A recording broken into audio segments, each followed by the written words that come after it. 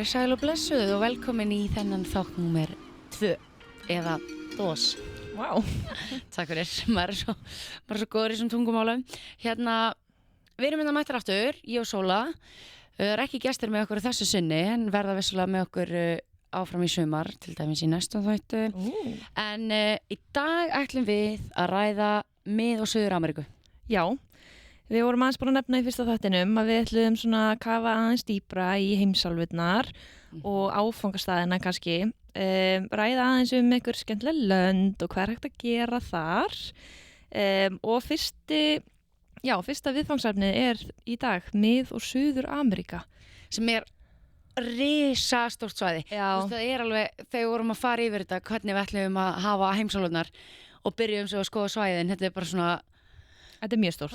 Já, þetta er það. En við ætlum að gera okkar besta til að svona stikla á stóru, aðeins svona skoða hvað okkur finnst vera mest relevant, kannski mest vinsalast, hvað fólk er mest að spyrjast hvað líka við ætlum aðeins að fara inn í hvað fólk er minna að spyrjast Já, einhverja ótróðnar slóðir kannski líka. Svona aðeins út fyrir þetta hefðbundna, þú veist, það sem kannski, færri eru koma til okkar og eru bara ég verður að fara þangað það er vanlega við sem erum svona hefur þið heyrt þetta? Þannig að við ætlum að reyna að gera þetta svona sitt á hvoru og svo náttúrulega höfum við báðar farið til Suður- og Mið-Ameríku. Þannig að við erum líka með pínu svona bara sögur og innsýn inn í það við sjálfar, þannig að þetta er mjög skemmtilegt. Mér finnst líka, sko, Suður- og Mið-Ameríka er Norður-Ameríka. Já, en oft kallað sko Central America, þú veist, á ensku. Þá erum við að tala náttúrulega alveg frá bara Mexiko, þú veist, bara alveg frá Mexiko og niður. Það sem Suður-Ameríka byrjar hérna hjá Kólumbíu. Þannig að það er hérna eitt gott kort fyrir ykkur, fyrir þá sem eru alveg bara svona, hvað eru það að tala? Þannig að, út af því að þetta er svona svipum menning, þetta er svona, þú kallaðir þetta rómanska... Já, þetta er kallað rómanska Ameríka stundum, eða Latin America á ensku. Þau náttúrulega, eru flest með sama tungumál, svipu tungumál. Og deila alveg miklu í svona menningu og sögu, en þetta eru samt líka ótrúlega mörg og ólík lönd. Þú veist, þú getur verið bara syðst í Argentínu, að sko jökla. Bara upp í, þú veist, Amazon skóginn og upp í, þú veist, þessum Mexíkó og það ertu bara borderline Bandaríkin, þetta er risasvæði. Þannig við ætlum að reyna svona að hafa þetta svolítið skipulagt og sniðugt og hérna fara hans í það, sem okkur finnst mjög spennandi. Suður-Ameríka og svo sem Mið-Ameríka, þetta eru ekki eins svona fjölfarnir kannski túristastæðir eins og Asía eða svona. Nei, mér finnst allavega ekki svona hjá Íslendingum, þú veist, það er náttúrulega kannski líka landfræðilega, ég veit það ekki, en líka finnst mér bara tengingarnar eins og flugtengingar og svona geta verið aðeins svona öðruvísi heldur en eins og til Asíu, af því að í gegnum Mið-Austurlönd og svona, þá kemst maður rosalega fljótt til Asíu einhvern veginn frá Íslandi. En til Mið- og Suður-Ameríku þá er svona, það eru samt alveg margar góðar leiðir sko til að fara. Stór flugfélög á Evrópu fara líka bara beint yfir.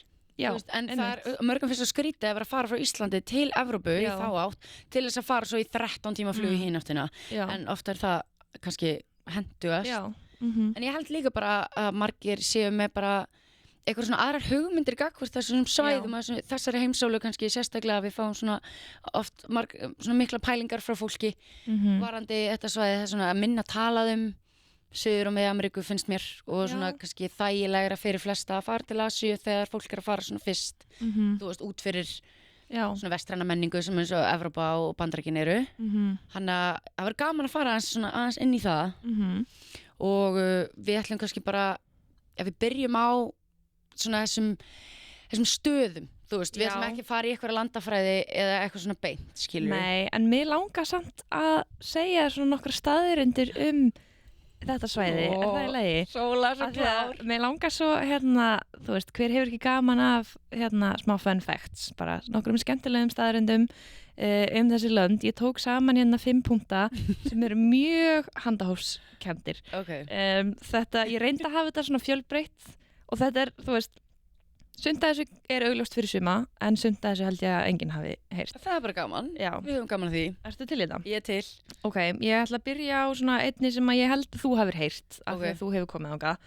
En það er kannski ekki allir sem vita að við Íslendingar eigum það sameiginlegt með Costa Rica að það engin starfandi her í landinu. Já. Þú vissir þetta? Já. Finnst þér þetta ekki merkilegt? Mér finnst þetta mjög skrítið. Jú, merkilegt og þetta var sérstakt þegar ég var að núti að þetta svona stórt land, eða þú veist, ekki landfræðilega beint en Costa Rica, svona, fólk hefur heyrt af þeim. Já. Einmitt, en því að þeir lögðu bara niður herinn 1949. Já, þau sögðu bara hingað ekki lengra. Já, af því að svo var ég að googla svona hvaða fleiri lönd ekki með her og þetta náttúrulega Ísland, svo þetta allt bara einhverja pínu litlar eyjar. Vatikanið. Bara eitthvað þannig. Þannig að við erum svolítið saman í þessu við Costa Rica. En frábært land. Já, kannski komum inn á það á eftir. Já. Svo við getum eiginlega ekki talað Andes fjallgarðin af því að hann lengsti fjallgarður á landi í heiminum og hann eitthvað 65.000 kílómetrar.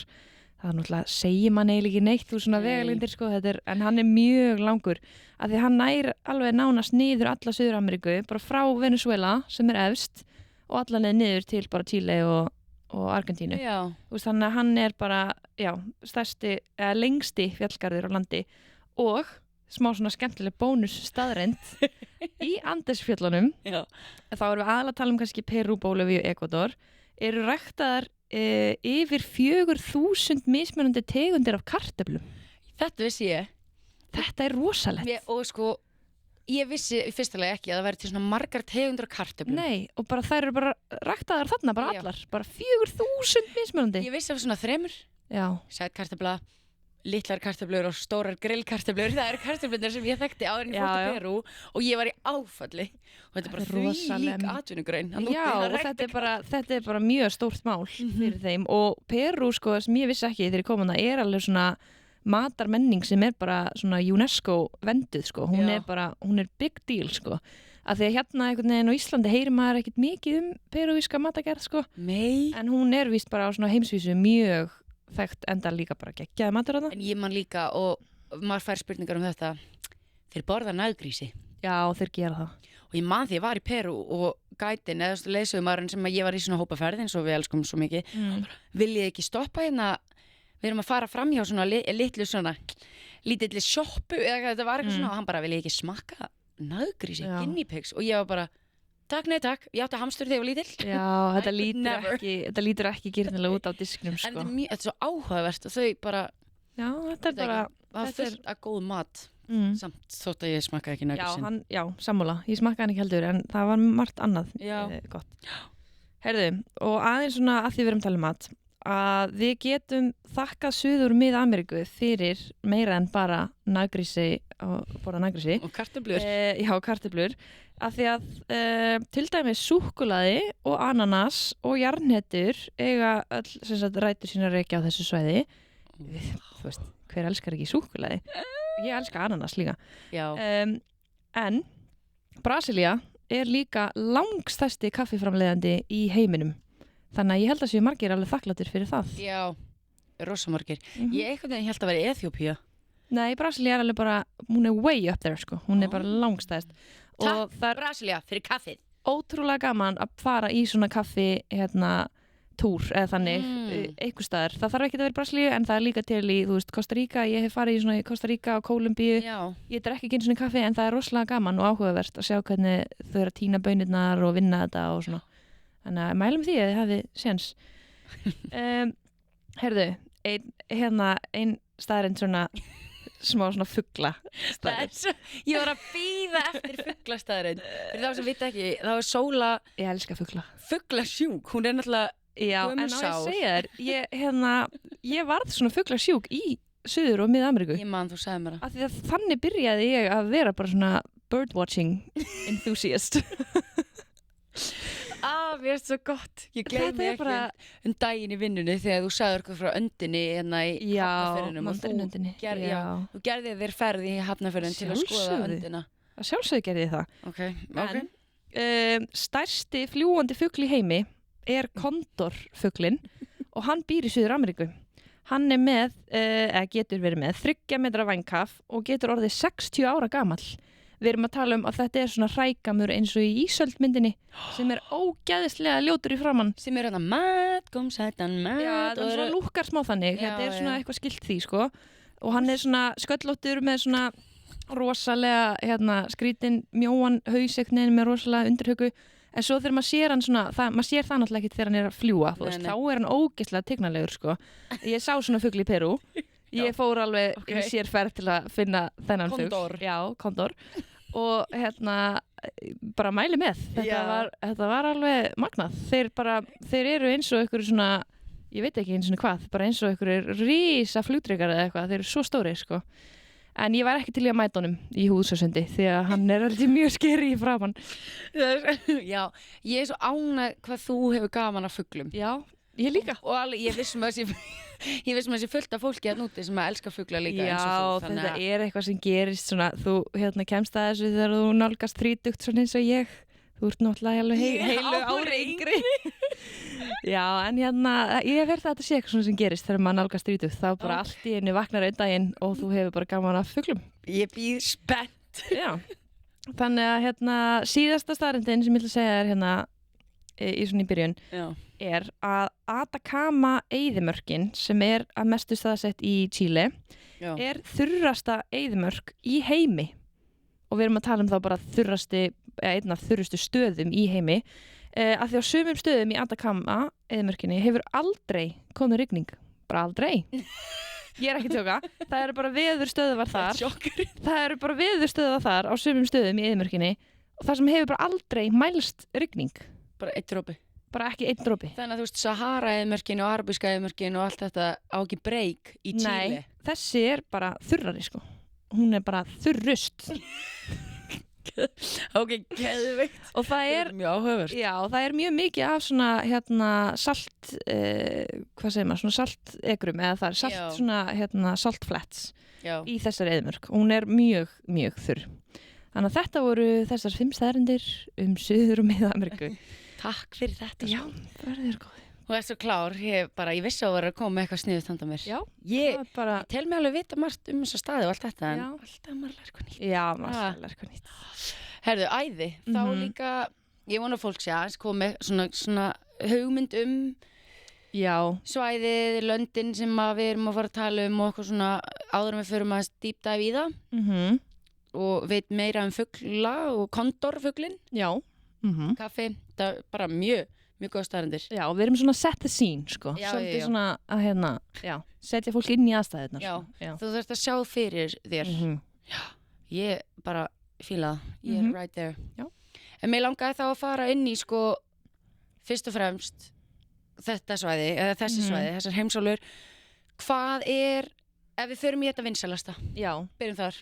Já. Ef ég hérna sigga út í bæ og spyr þig, þú veist, hvað vinsælast, hvert á ég að fara í bara Suður- eða Mið-Ameríku eða eitthvað geturðu byrjaði að segja mér frá ykkur sniðu þar líka hvort ég get Rebekka, hvort ég get sko, ég hef farið í svona bæði Mið-Ameríku svona mini-reisu og svo í Suður-Ameríku og það sem stendur alveg upp úr hjá mér og held ég hjá mörgum Machu Picchu í Perú og að því að við vorum aðeins í fyrsta þættinum byrjaði að tala svona 700 veraldar og eitthvað svona þetta auðvitað eitt af þeim og alveg bara af mjög góðri ástæðu finnst mér að því að þetta mjög merkilegt svæði þannig að ég myndi segja Perú og sérstaklega þá Machu Picchu í Perú þó að það sé náttúrulega margt annað hægt að gera í Perú en eins og við sögðum við þurfum aðeins að stikla stóru ég tók sem sagt fyrir nokkrum árum Inga Trail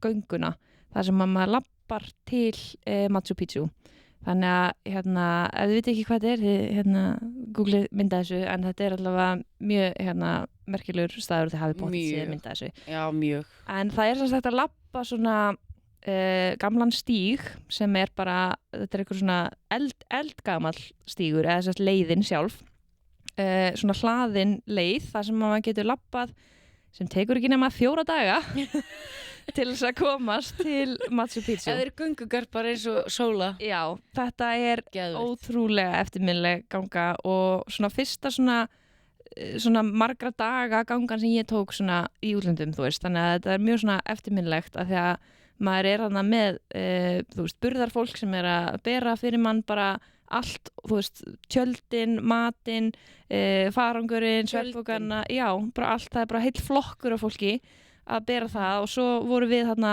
að labba með. Þetta er mjög svona, já, hvað ég segja, þetta er bara svona mystical staður, myndi ég segja, þessi ganga. Kannski að því það ringdi allan tíman að meðan ég var að labba. en það, ég myndi samt aldrei breyta því eða skipta því út sko, því að þetta var mjög svona drungalegt og svolítið svona spooky og mann leiði svona eins og maður væri komin í svona alvöru bara svona gamlar einhvern veginn rústir, þú veist, það eru rústir hérna út allt og það var alltaf verið að segja mann einhverjum svona sögur af inkonum sem bjuggu þarna, þú veist Já, þetta er mjög sögulegt svæði sko. Já, mjög og svo var einhvern veginn svona þungskýjað og rigning og maður var bara svona, wow, þetta er ógeðslega svona þú hefur ekki verið til í eitthvað bara bongo Það hefur verið bara allt og heitt sko. Já, svo er það langa göngu. Svo er það, var þetta ekki erfitt? Jú, ég ætla ekki að ljúga, þetta var alveg erfitt sko. Þetta er í mjög mikilli hæð af því að þó að ég hef sagt að hann Anders fjallgarðurinn er náttúrulega lengst í fjallgarður í heimi en það er líka svakalega hátt uppi þessi fjöll. Þannig að við vorum alveg að fara upp í 4000 og eitthvað metra hæð og þegar maður er komin þangað upp þá er bara rosalega erfitt að vera til. Ég er sammála. Og það er bara ógeðslega erfitt að anda og maður tók rosalega stutt skref og það skiptir ekkert máli í hvernig formið maður er eða eitthvað, þú veist, það er bara allir sem geta eða þú veist, bara allir sem finna fyrir þessu. Þetta er bara krefjandi held ég yfir höfuð. Já, þetta er mjög krefjandi. En það var líka einhvern veginn, það er það sem ég finnst svona pínuð með Machu Picchu, að ferðalagið er líka smá svona partur af sjarmanum, en þú veist, þó að staðurinn sé frábær og þó að ég viti að allir vilja ekki, þú veist, það er ekki allir sem vilja labba þangað, en mér finnst einhvern veginn, ég veit ekki, þú getur kannski komið input í það, því þú hefur líka komið þangað, nema ekki labbandi. Nei, heldur betur ekki, ég labbaði ekki upp þessar tröppur. Nei, en það er samt svona partur af sjarmanum einhvern veginn ferðalagið, hvort sem maður labbar eða tekur lestina, af því að þetta er alveg smá frá, þú veist, maður þarf að taka lest og maður þarf að taka rútu og maður þarf að, þú veist, þetta er alveg svona smá ferðalag. Mér fannst sko, bara, svo það sé á hreinu, ég hefði alveg verið til í að taka göngur svona eftirhyggja. Ég er engin göngugarpur, ég hef ekki mjög gaman af göngum eins og kannski, þú veist, þú hefur meira gaman að því, en svona eftirhyggja, þá sé ég smá eftir að hafa látið letina taka yfir, en að samaskapið þá var þetta ekkert minni mögnu upplifun. Nei. Og rútuferðin inn og lestaferðin inn upp í fjöllun og eitthvað ótrúlegasta bara landslag sem ég séð og ég var alveg bara svona þú veist, allan tíman og svo þegar maður kemur inn í Machu Picchu, þetta er svona þorp sem var byggt upp í Andesfjöllunum af ingunum, þú veist, fyrir mörg 100 árum, þetta var bara svona geðveikt magna að vera þarna og sjá hvernig ert þú að byggja hús uppi á sko, ekki einhverjum hóli eitthvað, það heldur bara upp í brekku, það er bara alltaf hægt að anda þarna mér finnst það ótrúlega áhugavert að vera þarna og læra um þetta og eitthvað, en svo mann ég þegar ég var í Machu Picchu, svona þetta þorp þá sá ég The Sun Gate þar sem að Inga stígurinn klárast, þar sem þú komst upp þú kláraði stíginn og kemur upp að henni gegnum hliðið þar sem maður horfir yfir á bæ eða borgina. Já, nema það var svo mikið þoka og rigning að ég sá ekki neitt. Sem er alveg, það var sko bongo þegar ég var svo brend á bakinu en þetta var, þú veist, en ég man alveg að ég horfði á hliðið þarna hinum en ég hugsaði goddammit, okkur er ég ekki að koma þarna eftir 4 daga göngu og bara svona það er rosalega svona það bætti við mjög miklu að maður svona kemur ógeðslega sveittur, geðveikt þreyttur, ekki búin að fara í sturtu í 4 daga og bara búin að vera að pissa í ykkur á holu, skilur og svo einhvern veginn labba maður þarna inn og svona, þú veist, það var alltaf inn komin tími til þess að fara, þú veist, inn hliðið, inn í Machu Picchu og þá er maður bara svona, wow, bara I did it, þú veist, þetta er svo rewarding einhvern veginn og þá einhvern veginn svona, ég náði held ég ekki einu svona að fókusa eitthvað rosalega mikið í Machu Picchu af því ég var bæði bara svo búin á því og líka bara einhvern veginn svona gangan sjálf var svo mögnuð að ég var einhvern veginn smá bara svona í einhverju blackáti, þú veist. Þetta er búið. Já, þetta var eiginlega smá bara þannig, ég bara svona mætti og ég bara, herðu, ég náði þessu og svo bara man ég ekki meir. En nei, en ég man reyndar að það var stelpa í hópnum okkar því að við vorum að labba með hóp, þú veist, og það var stelpa í hópnum sem var einhver svona mini-influencer eða eitthvað. Já. Og hún var þarna bara til að taka myndir. Hún hefði svo mikið átt að taka lestina því að hún hefði ekkert gaman að þessu. Og hún var að væla alla ferðina, þú veist, hún var ógeðslega illa búin, vissi ekkert hvað hún var að fara út í. Svo mættu við þarna, þú veist, hún var búin að láta sig hafa það í 4 daga og löpum hann inn og hún ætlar að taka geðveika mynd, var bara með eitthvað ponchó og hatt og þú veist, hún var bara með outfitið, skilur í þetta.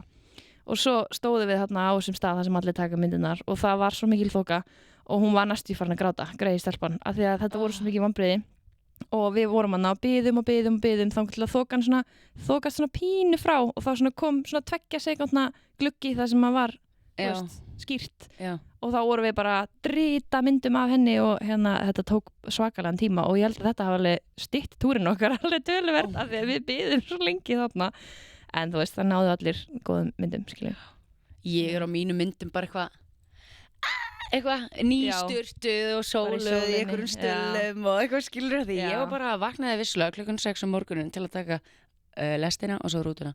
Þannig að ef maður vill, þetta alveg tipp sko, ef maður vill taka flottar myndir hjá Machu Picchu, velja árstíman vel og taka lestina af því að ég var bara með skítuð hár og sveitt og ég var að taka eitthvað svona arti myndir svona aftan á, þú veist, ég eitthvað svona snúa baki í myndaðalina, hárið mitt svo skítugt að það bara, ég get aldrei notað þessa mynd, þannig að þetta alveg, en Machu Picchu er draumastaður og Perú yfir höfuð eitt af mínum uppáhalds í Suður-Ameríku, þannig að það alltaf vinsælt, myndi ég segja. Það vinsælt, sko.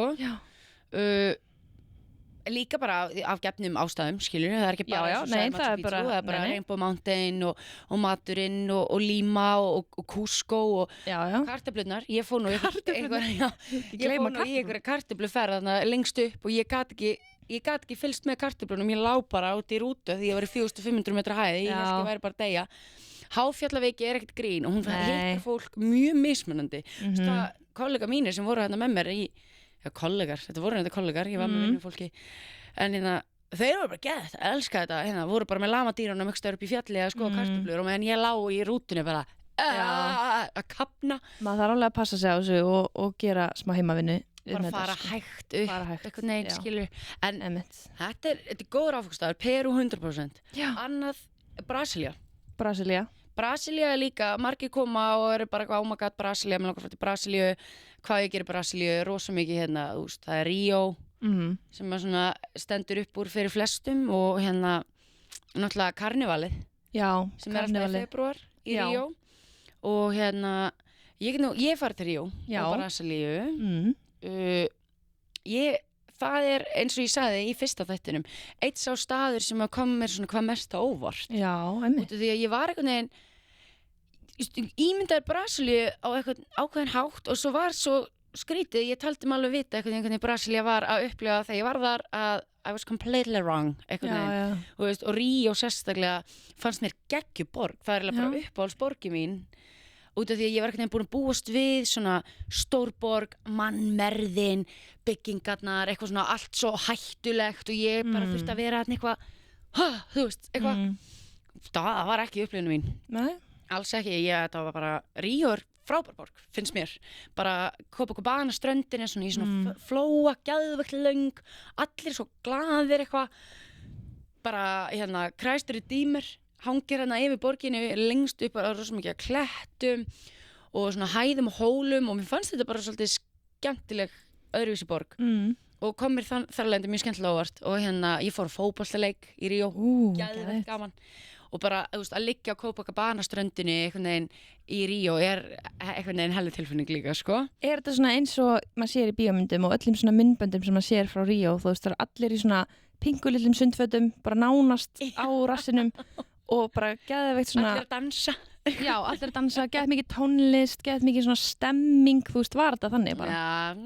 Ströndin var alveg smá svona stemming hún var svo ógeðslega stór, Copacabana svo löng, en þú veist, svæðið sem við vorum á varlega, það er fólk að labba og selja bikini og bjóða, svona, ég keypti mér svona axlanött geðveikt, og ég bara ángurins, vákæði var að njóta þarna í Ríó og já og nei, þú veist, það er svona litríkt og svona mikið gróður upp í klettunum og það er ógeðslega töff að sjá bara Jesús einhvern veginn upp á klett lengst og Já, borgin kom rosalega skemmtilega óvart. Ég fór líka önnur svæði í Brasilíu, hérna, til dæmis Ilha Grande, sem svona lítil eyja. Sem nú ekki langt frá Ríó. Alls ekki, æðislega eyja.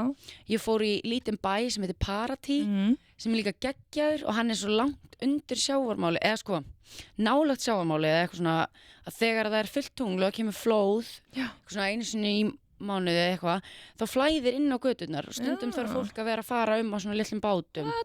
Og eitthvað svona, ég var ekki þarna á þeim tíma, en maður sá alveg svona það var bara miklu meira kammó heldur en ég var eitthvað neginn að því það allir bara eitthvað Brasilia, hættuleg og mér fannst ekki að gett grútleit, ég var hana eitthvað að gangi við götu með tveimur sem voru ferðinu með mér og það eru rauðu ljósið og svona pota maður í mig, bara eitthvað svona gamall lokal kall, eitthvað svona hæ og hann segir bara, ég sé að þú ert túristi og bara eitthvað svona welcome to the city, eitthvað svona gett grútlegur og svo segir hann bara, ég sé líka að þú ert með hérna rosa fínt skart, ég var með hringa og hálsmenn og eitthvað og hann segi, bara ég ráðlegg þér að bara hafa þetta bara í vasanum, bara til öryggis, bara eitthvað svona og ég eitthvað á rauðu ljós eitthvað, ok, takk maður, eitthvað og tók bara allt af mér, skilur en ekki það ég hafi eitthvað upplifað eða lent í því að einhver hafi ætlað að fara að stela mér skarkribónum, en það var svo hann var svo krútlegur, hann var alveg svona svona passa upp þú verður að muna að passa upp á þig einhvern veginn og ég var bara thank you old wise man hann mér leið ógeðslega vel hana og Christ í mér ótrúlega áhugavert, það líka 1700 vel jú, það það og hérna, mér fannst sko af öllum undrum veraldra sem ég hef séð það fannst mér Christ í mér svona þetta var áhugavert, þetta var merkilegt en ég var ekkert eitthvað bara eins og kannski Machu Picchu eða eitthvað bara, oh my god sagan, skilur en þetta samt alveg svona afgerandi kennileiti, rosa stór stytta hún er sko 30 metra há stytta lengst upp á einhverjum hól og þegar ég sé hól, fjall skilur, sér þannig gett vel hún er 28 metrar breidd og maður svona, ég var ekki í svona tour þar sem ég var að læra styttuna, ég svolítið svona að læra það sjálf og því að þegar ég fer á þessi svæði þá vil ég fá pínu svona innsýn inn í af hverju er þetta merkilegt, skilur við? Myndirðu það kannski mæla með að vera með þannig einhverja smá leiðsögn þegar maður fer? 100% sko. En talandi undirverðar, það er annað, það er þriðja undirverðar í Mið-Ameríku sem það er rosalegt, þau eru bara 7 og þannig eru 3, þetta er ótrúlegt.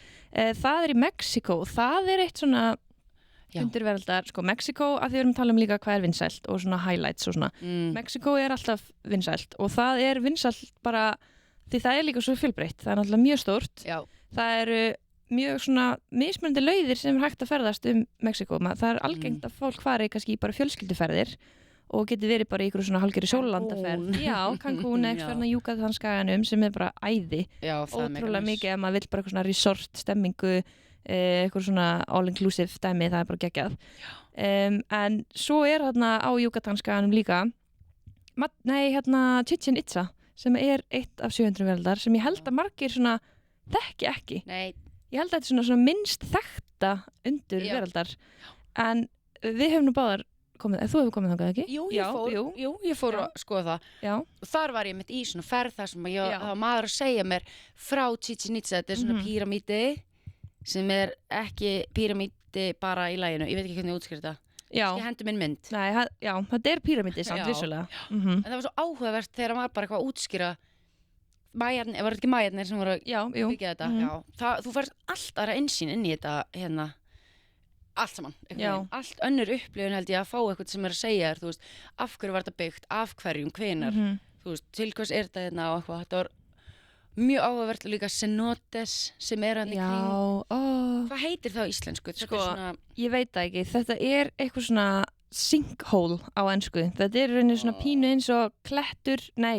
hellir sem er samt opinn og ofan svona gett skrítið þetta er bara basically hóla þetta er smá hóla undir jörðinni með vatni í en þetta er, finnst bara þarna á Yucatán-skaganum í Mexíkó eða nánast allavega mjög þekkt svona, þú veist, svæðið er mjög þekkt fyrir þetta og það er hægt að fara þarna og hoppa, synda, þú veist, það er alls konar kafa, þeir eru mjög misjafnir þú veist, grunnir, djúpir, stórir þú veist, mjóir, þannig alveg rosalega mikið af þeim og ég fór þarna þegar ég var að ferðast þarna var ég bara á reiðhjóli og hjólaði, það geggjuð leið, maður getur svona farið svona cenote hopping og hjólar bara svona á milli staða og bara eitthvað svona, þú veist, taka smá dipp hérna eitthvað, þurrka sig í sólinni og svo hjóla næsta, þú veist, það ógeðslega næs.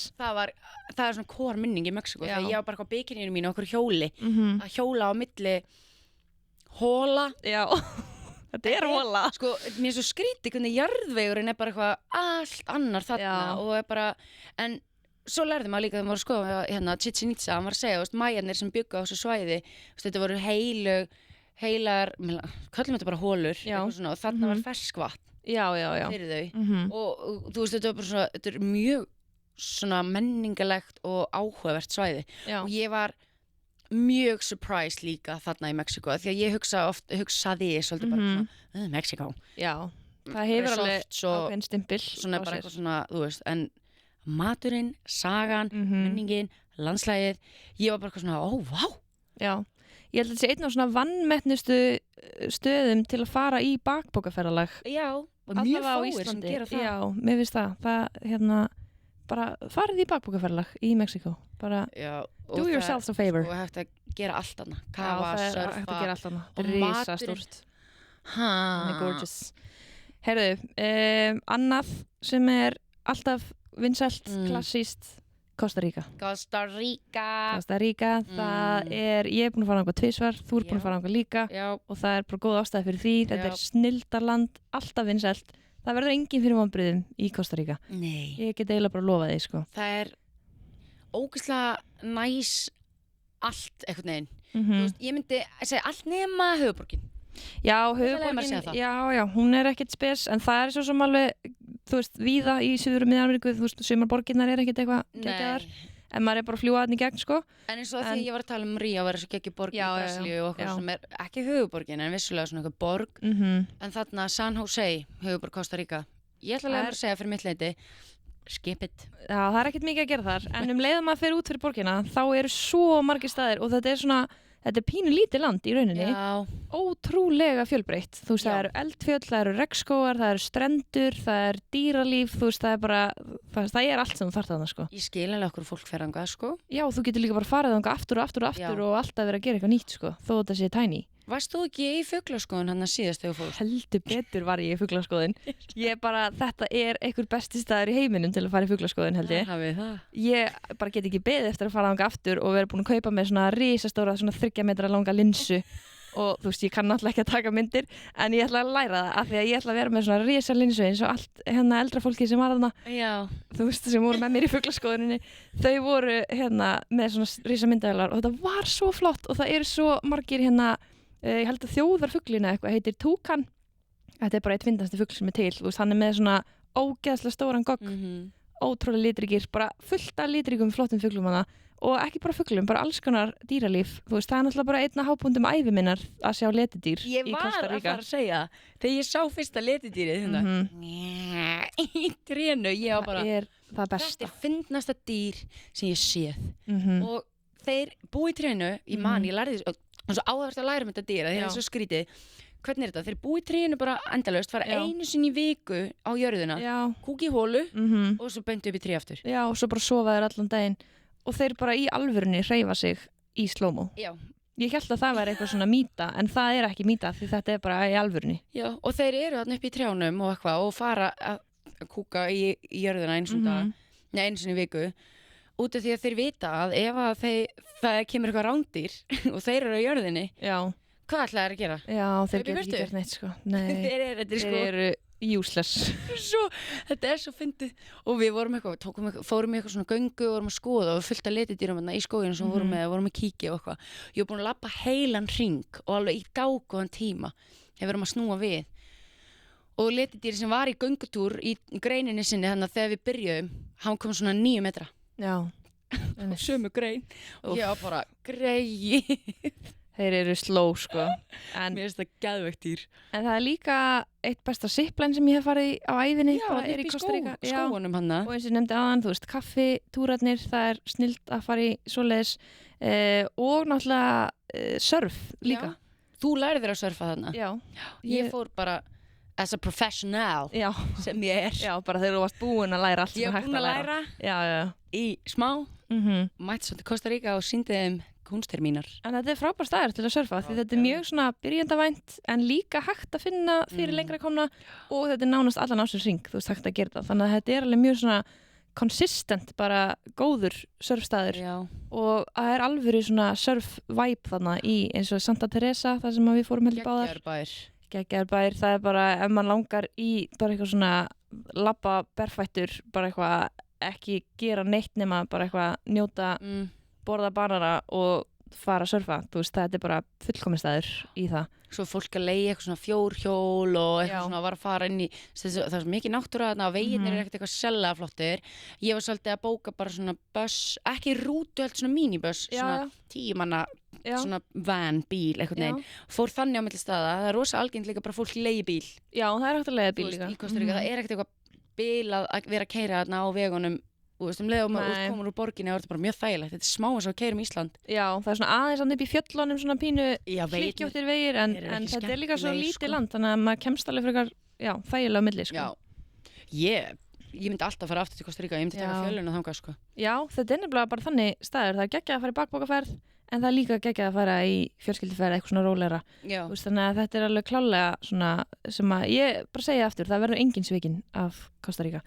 Þannig að það alltaf vinsælt. En nú erum við búin að fara yfir svona pínu hvað klassíst og vinsælt. Og sko pínu, þetta 4 lönd sem við svona aðeins fórum í. Þetta alltaf miklu meira. Já, en þetta alltaf eitthvað sem alltaf vinsælt, þú veist, hjá okkur og fá mikið spurningar og eitthvað svona. Þetta svona kannski það sem fólk líka, þetta svona efst á þeirra huga þegar það hugsa þessar heimsálfur oft og langar að ferðast kannski svolítið þessi lönd, sko. Og okkur langar svolítið að svona nefna eitthvað sem ekki alveg eins framalega kannski í huga fólks. Já, algjörlega. Það náttúrulega alveg staðir sem eru svona, getum kallað ótróðna slóðir eða eitthvað svona, það sem svona minna farið allavega svona á Íslandi, finnst mér. Kannski heyrir maður ekki alveg mikið svona talað þessa staði þó að, þú veist, margir kannski hafi alveg heyrt þá en eins og segir, eru kannski ekki að fyrsta sem dettur í hug eða fatta kannski ekki að það sé hægt að fara þangað. Og mér finnst alveg einn af þeim stöðum til dæmis vera Amazon skógurinn. Það alveg eitthvað sem að fólk veit að þarna og hefur heyrt en eitthvað svona sem kannski ekki allir hugsa í fyrstu. Ég get farið þangað. Já, en það bara ótrúlega, þetta bara eitthvað svo epíst að fara þangað. Ég fór Peru megin í Amazon, þú hefur farið... Ég fór Ekvador megin, líka það, þú veist, Amazon það stór að þú getur farið inn í Amazon frá 3-4 löndum. Já, og það hægt að tvinna þetta inn í nánast sama hvaða ferða eða þú veist. Og tilfinningin að vera inn í svona skógi, þú veist, það hægt að fara í alls konar ferðir sem maður bara að gista í fínum lodges, svona kofum og þú veist, maður fer í gönguferðir með leiðsögumanni sem hérna með sveðju, bara eitthvað að ryðja veginn bara eins og eitthvað Tarsan. Ég var bara, þetta geðveikt. Sterkur maður í óbyggðunum, passa upp á mig hann eitthvað. Þú veist, en það bara ekkert mál að fara þarna og tilfinningin, þú veist, við erum svo mikið gestir í þeirra, þú veist, umhverfi og svona náttúru einhvern veginn að mér leið svo lítilli. Já. Ég var bara einhvern veginn, skógurinn svo stór. Já, og það eitthvað við það að það sé Amazon skógurinn. Maður einhvern veginn, þetta eitthvað svo epic, maður bara svona, wow, ég í Amazon. Já, eitthvað sem maður hefur séð í David Attenborough eða hefst í einhverju bíómyndi eða eitthvað. Og svo maður bara hana. Nefnilega. Og það bara, já, ótrúlega mikið að dýrum. Þú veist, ég sá bara einhverja margra metra langa anakonda slungu og bleika höfrunga og bara þetta eins og einhver platstaður sko. Já, þetta var magna sko. Og þegar við vorum hana þá vorum við að labba og við komum að pínu litlu vörtusvíni, baby vörtusvíni sem var eins og að væri eitthvað slasa og það lá bara og var eitthvað með, þú veist, maura á sér og við vorum bara eitthvað, oh my god og hérna gætin okkar náttúrulega þekkir þetta allt og hann var bara eitthvað, ég held að það alveg í lagi með þetta svín, við skulum bara aðeins hjálpa því og eitthvað og eitthvað, ok, tókum við tilbaka í kampið, gáðum við í mjólk og eitthvað, þetta var bara gett, þú veist og svo bara gling, fór það healthy og eitthvað, ég var bara hvert ég komin, skilur, þetta var bara alls konar eitthvað svona, ég var bara eitthvað is the pig alive? Eitthvað, þeir allir bara locals, spaldi að búa bara í Amazon. Þetta bara svona eins nálagt bara eitthvað svona náttúrunni og þú kemst held ég að vera þarna, þú veist, þú ert bara umvafin náttúrunni. Já, eins og ég man að það var bara sjampó og næring og svona, þetta verður að vera, þú veist, náttúrulegt, þú mátt ekki koma með gerviefni sem að fer síðan með niðurfallin út í skóginn. En ég mæla alltaf með, þú veist, ef að fólk að fara til Suður-Ameríku, skoða það hvort það sé hægt að bæta Amazon við, af því það oftast, þú veist, auðvitað smá aukaferðalag, en það þess virði, klálega. Og maður þarf líka, þú veist, flesti taka kannski bara svona 3, 4, 5 daga, eitthvað þannig. Þannig að það þarf ekkert að vera eitthvað mega mál. En, annar staður sem að margir hafa séð og kannski heyrt en hugsa kannski ekki í fyrstu, Salt Flats í Bólivíu. Já. Ertu ekki sammála? Jú, ég er sammála. Þetta ótrúlega líka áhugaverður staður. Þetta stærsta salteyðimörk í heimi. Þú veist, þetta eru gömul stöðuvötn þarna í Bólivíu sem að hafa þotnað upp bara á mörg 100.000 árum og nú þetta bara 10 metra þykkt lag af salti. Þetta crazy. Og þetta eins og að vera í himnaríki, eins og nú höfum við ekki farað þangað. Nei. Rakel sem að vinna hérna með okkur, hún að fara núna í haust. Já. Og þetta ótrúlega áhugavert svæði og það ekki margir sem að svona, hoppa á það að vera eitthvað svona saltfræðinar í Bólivíu. Já, margir hafa séð kannski myndað þessu, en þetta alveg smá svona úr alfara leið. Maður þarf alveg svona pínu að svona gera sér ferðanga, en þetta, þú veist, þetta eins og að vera bara, hef ég heyrt, í bara einhverjum svona, þú veist, öðrum heimi. Þetta bara svona allt bara ekkert. Allt svona speglun, svona, þú veist, það geðveikt að taka myndir hana. Lúka ógeðslega flott. Mér langar sjúklega mikið að fara þangað, sko. Já, ég verð til það. Þú talar þetta sé ekki alfara leið, það Amazon svo sem ekki heldur, en þú getur bara tekið 3-4 daga ferð, þú veist, komir á ekki stað og tekið bara svona gling. Já, og ef maður að fara í, þú veist, Suður-Ameríku reisu eða eitthvað svoleiðis, bara tvímælalaust taka þetta með. Já. Og svo langar okkur líka að nefna San Blas eyjarnar í Panama. Það nú ekki margir sem að hugsa ég ætla til Panama. Nei, það ekki efst á lista hjá mörgum. Nei, en það stórt enn í þessu öllu saman. Þegar þú hugsaður Panama, hvað hugsaður þá Ég hugsa bara Panama Canal. Já, skurðin. Já. Það ekkert eitthvað hljómar eitthvað geðað spennandi. En það að taka svona dagsferðir frá Panama City að skoða það. Ég veit ekki hvernig það sko. En San Blas eyjarnar norðan við Panama. Paradís. Algjör paradís og þetta svona paradís svona, sem ekki svona eins og vorum að lýsa áðan, þú veist það sem fullt af resort hótelum og einhverjum svona túristastöðum. Þetta bara ótrúlega svona lágstemt, allt svona frekar bara basic og þetta bara svona, ef þið langar í alvöru bara svona rólega bara strönd þar sem þú getur fara að snorkla í geggjuðum sjó og tæruvatni án þess að sé eitthvað að vera að trufla þig eða bögga þig eða eitthvað, þá þetta geggjaðastæðar og það vist líka mjög áhugaverð menningana líka. Þetta svolítið hrátt og þetta líka bara svona, þú veist, ég hef aldrei heyrt neitt koma til mín og vera eitthvað Panama, það það sem ég vil fara. En þú veist, allir sem ég hef sendt þangað eru sjúklega ánað með þetta. Já, sama hér. Allir bara San Blas og geggja. Ég hef aldrei heyrt þetta. Ég bara, nei, það hefur aldrei neitt heyrt þetta. En hér eru við. Þannig að upplýsa ykkur. Já, þannig ef mann langar í eitthvað svona pínu öðruvísi, en samt, þú veist, æðislega strönd og mann getur gert, þú veist, allt þetta sem maður vill gera á strönd, bara snorkla og virðisvolbaði og svona. Þá alveg að skoða þetta og sérstaklega ef maður að fara til dæmis til Costa Rica, því það náttúrulega allir að fara til Costa Rica núna því við erum búin að tala svo vel það. Ef maður langar að taka eitthvað meira með Costa Rica, þá þetta ekki droslega langt þarna á milli. Það bara stutt flug frá San Jose til Panama City og svo hægt að taka ferðina þaðan út í San Blas bara í hversu marga daga maður vill. Þannig að það alveg getur verið þægilegt að svona setja þetta eitthvað saman, sko. Já, jafnvel hægt að keyra bara frá Costa Rica yfir til Panama, sko. Já, það náttúrulega líka hægt, sko, ef maður hefur tíman. Já, bara gefa sér tíma. Gefa sér tíma. Já, svo langaði okkur kannski aðeins að nefna... Mér langaði sko að nefna Patagóníu. Patagóníu, já. Þú veist, út af því að Patagóníu, fólk bara hvað land það, en Patagóníu bara svæðið sem syðst í Suður-Ameríku. Já.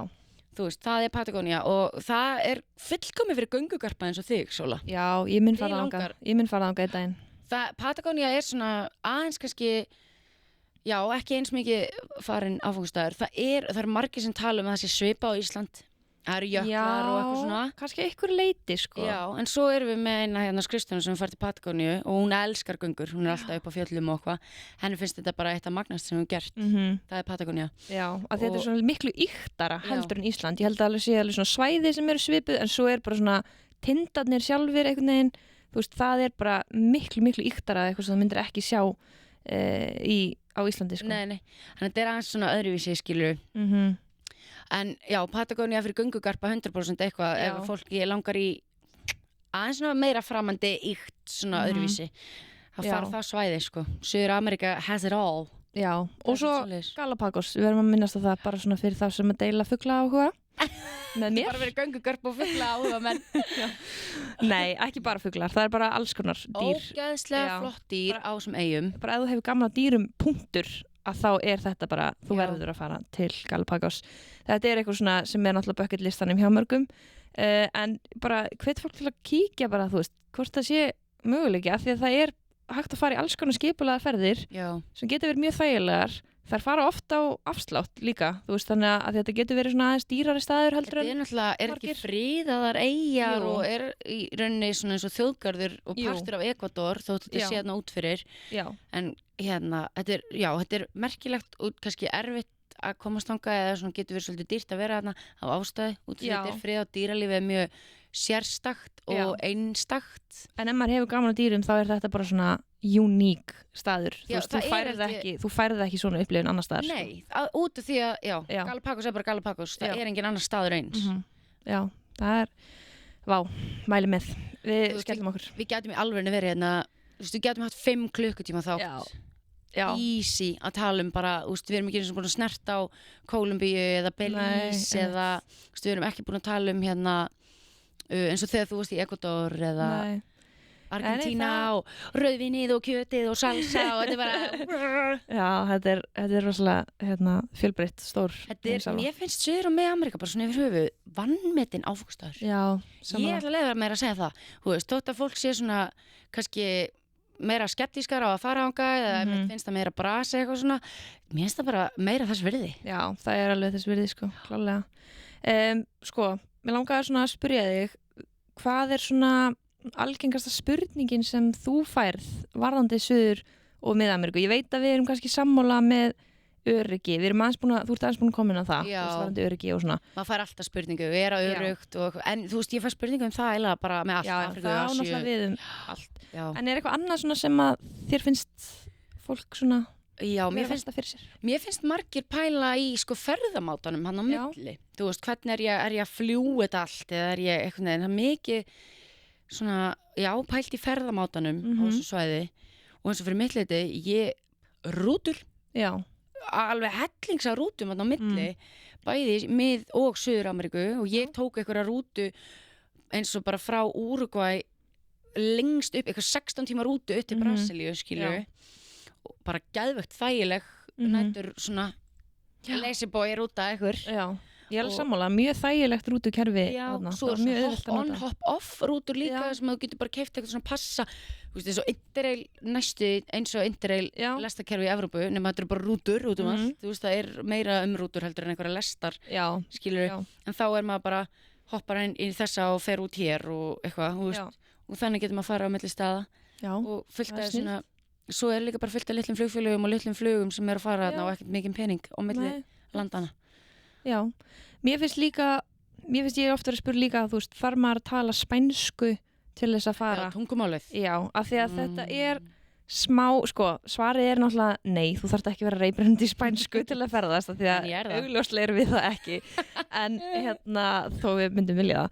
En ég mæli samt alveg með að vera búin að svona allavega downloada einhverju translate appi í síman og kannski læra nokkur orð, þau eru ekkert mjög flókin, þú veist, flestir þekki alveg svona þessi helstu orð, bara af því að það er kannski ekki alveg góð ensku kunnátta þarna eins og til dæmis maður heyrir alveg í Asíu, þú veist.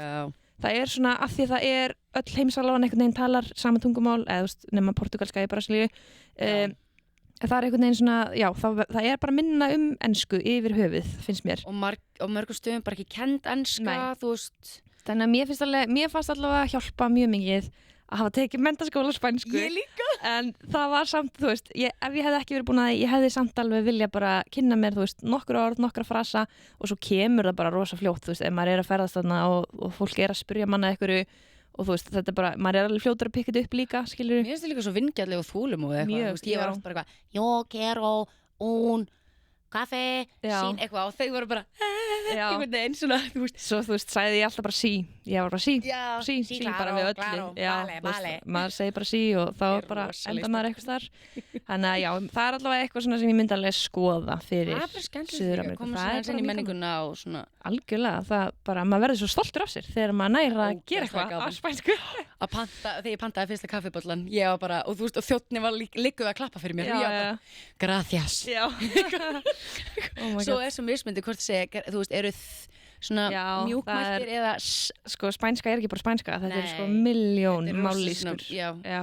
Að því að, þú veist, að fara til Barcelona skilur eða þetta er ekki sama spænskan þar. Nei, en þú veist, þetta virkar samt svo saman. Já, þetta virkar allt saman. Þetta er bara skemmtilegt. Já, það er svona. Ég held sko, ég væri ógeðslega til að fara bara í næsta eitthvað, en við kannski þurfum bara að halda okkur við að stikla stóru og bara ef að fólk hefur áhuga eða spurningar eða eitthvað og viti af okkur. Já. Og við erum á Instagram og TikTok og má fylgja okkur endilega á Spotify og Apple Podcast. Já, og svo fáum við góða gesti í næsta þætti. Já, það er svo skemmtilegt að fá smá gestagang. Ég er svo spennt. Já. Þannig, þú veist, þið þurfum ekki að hlusta á mig og Sólu babla endalaust. Ekki allavega í næsta þætti. Nei, vonandi. Nei, það verða góði gestir og það verður mjög gaman. Þannig bara, ég þakka kærlega fyrir okkur þessu sinni og við sjáumst á næsta föstudag vonandi í Bongo. Bye! Bye!